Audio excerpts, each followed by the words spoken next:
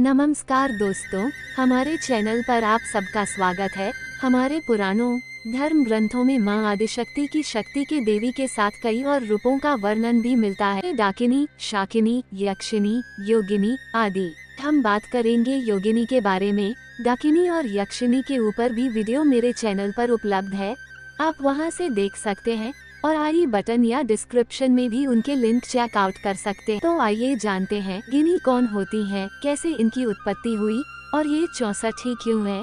माँ दुर्गा के साथ इनकी उपासना का क्या रहस्य है, क्यों लोग इनकी साधना करते हैं, जानने के लिए बने रहिए वीडियो के अंत तक और प्लीज चैनल को सब्सक्राइब करना बिल्कुल मत भूलिएगा। माँ आदिशक्ति की इन शक्तियों को तंत्र मंत्र द्वारा संचालित किया जाता है।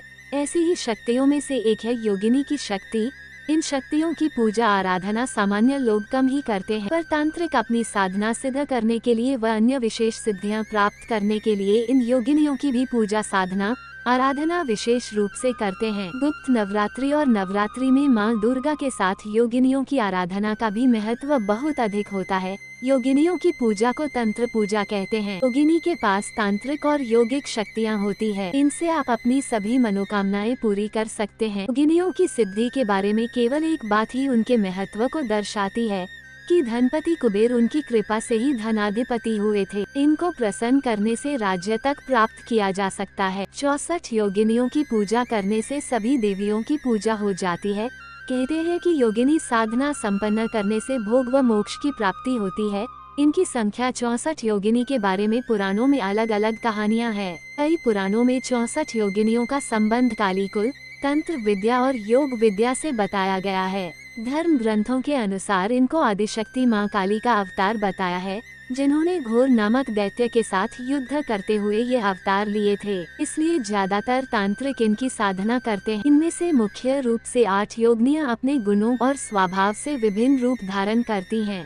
सभी तंत्र और योग विद्या में भी निपुण अलौकिक शक्तियों से संपन्न होती हैं। ये सभी माता की सहचरी हैं, जो अनुष्ठानों में या पूजा के दौरान माता के साथ रहती हैं। लेकिन नवरात्रों में योगिनियां चैतन्य, जागृत, सचेत रहती हैं। योगिनियां की कृपा से ही इंद्रजाल, जादू, वशीकरण, मारण, स्तंभन जैसे कर्म सफल हो पाते हैं। इनमें से एक देवी की भी कृपा हो जाए तो उससे संबंधित तंत्र की सिद्धि मानी जाती है। इन देवियों में 10 महाविद्याएं और सिद्ध विद्याएं भी आती हैं। हर दिशा में 8 योगिनी होती हैं और हर योगिनी के लिए उसकी एक सहायक योगिनी है। इस तरह हर दिशा में 16 योगिनी हुई तो 4 दिशाओं में 64 योगिनी हैं। 64 योगिनी 64 तंत्र की अधिष्ठात्री देवी मानी जाती है। मान्यताओं के अनुसार यह भी कहा जाता है कि ये सभी योगिनियां माता पार्वती की सखियां हैं। 64 योगिनी संसार के विभिन्न आयामों पर शासन करती हैं और हर एक योगिनी का एक विशिष्ट चरित्र सामान्य कारक 8 मातृकाओं से है। देवी महत्म के अनुसार इन 8 देवियों ने शुंभ, निशुंभ और रक्तबीज राक्षसों के विरुद्ध युद्ध में मां दुर्गा की सहायता की थी और देवी दुर्गा ने स्वयं मातृकाओं की रचना की थी।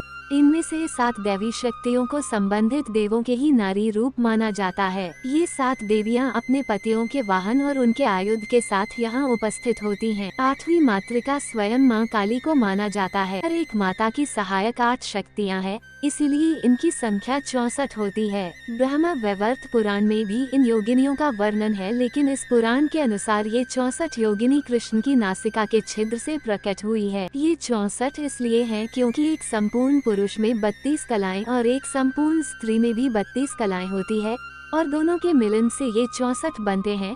इसलिए 64 योगिनी संपूर्ण कलाओं से युक्त हैं, शिव और शक्ति के मिलन से प्रकट हुई हैं। स्कंद पुराण के अनुसार एक कथा है कि एक बार भगवान शंकर काशी को राजा देवोदास से प्राप्त करना की चाहते थे, परंतु राजा देवोदास धर्म अनुसार अपनी प्रजा का ध्यान रखते और उनसे किसी भी प्रकार का कोई अपराध नहीं होता। ये देखकर शिव जी ने सभी देवी देवताओं से राजा देवोदास में दोष ढूंढने को कहा, पर राजा में कोई दोष नहीं मिला। तब देवों ने राजा के कार्यों को असफल बनाने के लिए कई विघ्न भी उत्पन्न किए, परंतु राजा ने घोर तप करते हुए उन विघ्नों से मुक्ति पा ली। ये देखकर शिव जी ने मंद्राचल पर्वत से 64 योगिनियों को राजा देवोदास में दोष ढूंढने के लिए भेजा, लेकिन ये 64 योगिनी भी काशी में 12 महीने तक राजा में कोई दोष नहीं ढूंढ सकी। इसलिए ये योगिनी वापस मंद्राचल भी नहीं गई और उन्होंने कभी भी काशी को नहीं छोड़ा। कहा जाता है वो काशी में ही निवास करती है, परंतु तीनों लोकों में विचरण करती रहती है। एक अन्य मतानुसार सामान्य तौर पर योगाभ्यास करने वाली स्त्री को योगिनी और पुरुषों को योगी कहते हैं। योगिनी शब्द तंत्र, योग और आध्यात्मिक महिला शिक्षक के सम्मान के लिए एक औपचारिक शब्द है।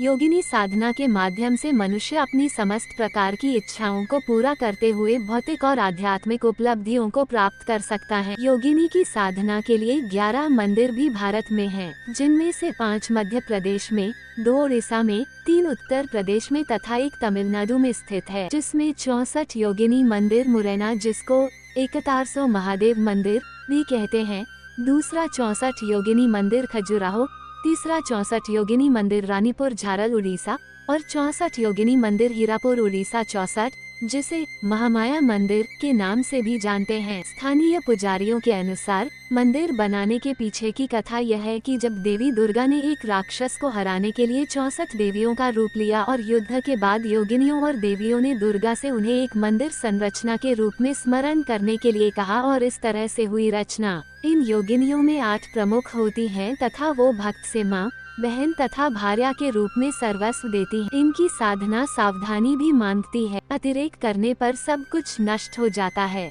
अष्ट योगिनियों में से कोई एक साधना गुरु के मार्गदर्शन में कर अपनी हर मनोकामना पूर्ण की जा सकती है। तो दोस्तों, ये थी जानकारी योगिनियों के बारे में। अगर आपको वीडियो पसंद आया हो तो लाइक व शेयर करें और चैनल को सब्सक्राइब जरूर से करें। वीडियो देखने के लिए आपका बहुत बहुत धन्यवाद।